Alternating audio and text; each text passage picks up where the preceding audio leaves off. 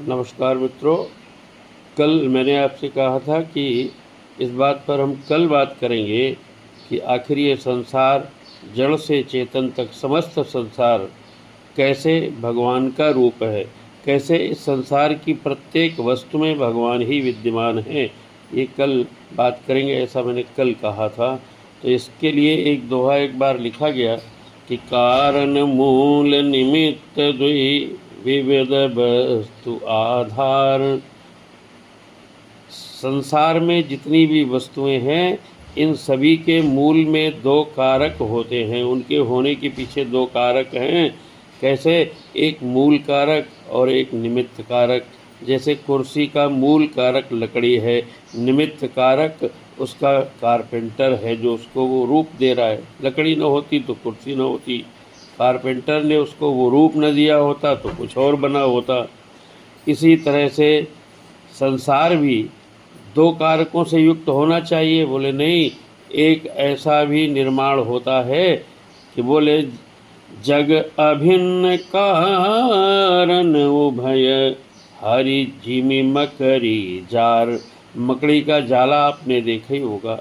मकड़ी के जाले में निर्माण में दो कारक नहीं होते हैं। मकड़ी के जाले के निर्माण का एक कारक है। कौन? मूल कारक मकड़ी स्वयं, उसी ने वो जाला निकाला अपने मुंह से। और मकड़ी के जाले का निमित्त कारक कौन? माने जाला तो निकल आया, फिर बुनाई किसने करी है? तो बोले बुनाई भी मकड़ी ने ही करी है।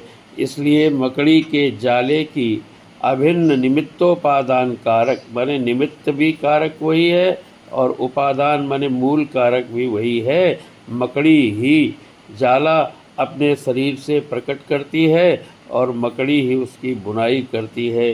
जैसे मकड़ी अपने जाले की अभिन्न मूल और निमित्त कारक है, ऐसे ही इस समस्त जगत के जड़ और चेतन समस्त वस्तुएं, यानी जितना भी संसार दिखाई देता है, इस सब के अभिन्न निमित्त और मूल कारक भगवान स्वयं है, कुछ भी और नहीं है। लेकिन ये बात अगर ग्रंथों में, भागवतों में, वेदों में, पुराणों में सब जगह लिखी है, लेकिन कोई आचार्य बताने की हिम्मत नहीं कर सकता। क्यों? बताएगा तो बैठा रहेगा, इसे कोई सुनना नहीं चाहता है। कोई सब में कैसे भगवान को देखे और सबको प्रणाम करे। गोस्वामी जी कहते हैं, सिया राम मैं सब जग जानी, करूं प्रणाम जोरि जुग पानी। कहने की बात अलग है, लेकिन ये बात चित्त में चिपक जाए और ऐसा मानते हुए हम समस्त व्यवहार करें, ज़रा मुश्किल है।